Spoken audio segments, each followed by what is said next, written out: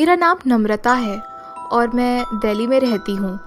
आज जिस घटना के बारे में मैं आपको बताने वाली हूँ, ये घटना मेरे साथ करीब 6 महीने पहले ही हुई है। पेशे से मैं एक राइटर हूँ और हर एक राइटर को लिखने के लिए और स्टोरीज़ बनाने के लिए एक पर्टिकुलर माहौल की ज़रूरत पड़ती है। मैं बहुत दिनों से कोशिश कर रही थी कि मैं अपने काम दिल्ली में ही निपटा सकूं, पर वहाँ पर मुझे वैसा माहौल ही नहीं मिल पा रहा था। वहाँ की नाइट लाइफ और पार्टी लाइफ और दोस्तों का इन्फ्लुएंस, ये सारी चीज़ें मुझे बहुत ही ज़्यादा परेशान कर रही थी और मैं बिल्कुल भी अपने काम पर फोकस ही नहीं कर पा रही थी। ऐसा सोचकर मैंने डिसाइड किया कि क्यों ना कहीं आसपास ही शांत जगह पर कोई एक प्यारा सा घर ले लिया जाए और फिर वहीं पर मैं अकेले रहूं और फोकस कर सकूं अपनी स्टोरीज़ पर मैं अभी अपने स्ट्रगल फेज़ पर हूं और मेरे पास अभी इतने ज़्यादा पैसे नहीं हैं। जो भी घर मुझे आसपास मिल रहे थे उनके रेट बहुत ही ज़्यादा थे और मैं उन्हें बिल्कुल भी अफोर्ड नहीं कर सकती थी। इसलिए मैंने सोचा कि कहीं ऊंची जगहों पर घर देखा जाए, वहाँ पर अक्सर घर थोड़े सस्ते दाम में मिल जाते हैं।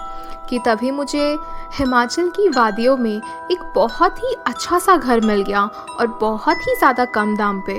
मुझे वो घर एक ही नज़र में पसंद भी आ गया और वहाँ का माहौल भी बहुत ही अच्छा था। एकदम शांति थी वहाँ पर मैं बहुत आराम से अपने काम पर फोकस कर सकती थी। तो मैंने बिना कुछ सोचे समझे उस घर को तुरंत ही खरीद लिया और फिर 3-4 दिन में ही मैं प्रॉपर अपने घर में शिफ्ट हो गई। वो घर ऊंचे पहाड़ों में जंगल के बीच था, एकदम खाली जगह जैसी कि मुझे चाहिए थी, जहाँ पर मुझे कोई भी डिस्टरबेंस ना हो और जहाँ पर कोई भी हल्ला वगैरह कुछ भी ना हो। उस जगह को पाकर मुझे तो ऐसा लग रहा था कि मानो जैसे मुझे जन्नत ही मिल गई हो, क्योंकि वहाँ का शांत भरा माहौल मुझे बहुत ही पसंद आ रहा था। जंगल के बीच अलग अलग चिड़ियाओं की आवाज़ सुबह सुबह बहुत ही मधुर लगती थी।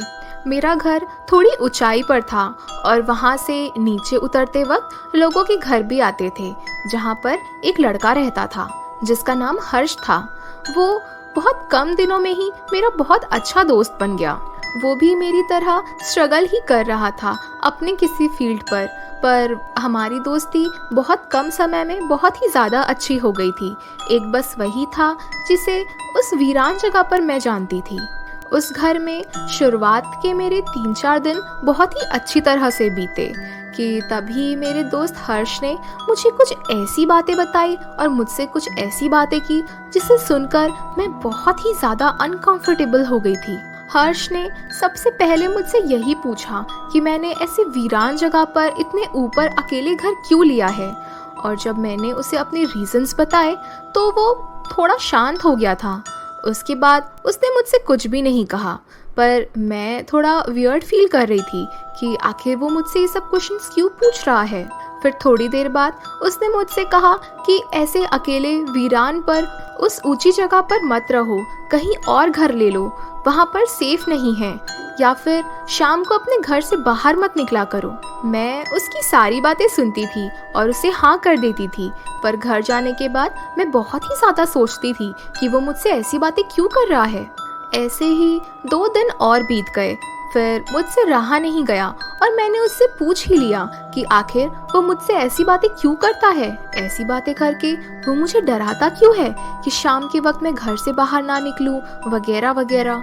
तब हर्ष ने एक गहरी सांस ली और उसने मुझे कुछ बातें बताई जिस पर मैं उतना ज़्यादा यकीन कर ही नहीं पा रही थी।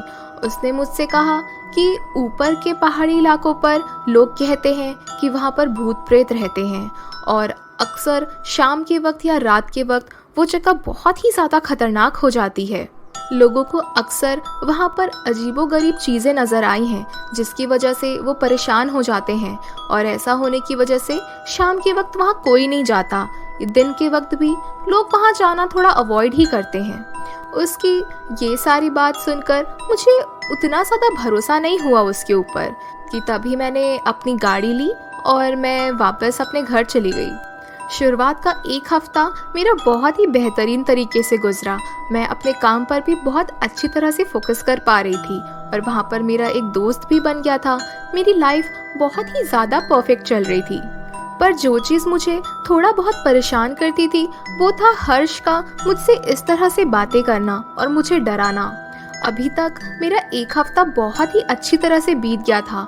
इस वजह से मैं हर्ष की बातों को हवा पर ही उड़ा रही थी कि तभी एक रात जब मैं हर्ष से मिलकर वापस अपने घर पर आई तो करीब 9 बजे मुझे अपनी खिड़की के बाहर एक सफ़ेद रोशनी सी नज़र आ रही थी जो कि बहुत ही ज़्यादा तेज़ थी और वो जंगल के बीचों बीच नज़र आ रही थी।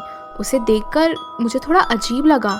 मैं अपने घर के बाहर गई और जब मैंने उसकी तरफ देखा तो मैं उसकी तरफ आगे बढ़ने लगी। मुझे ऐसा लगा कि वहाँ पर ज़रूर कुछ तो है।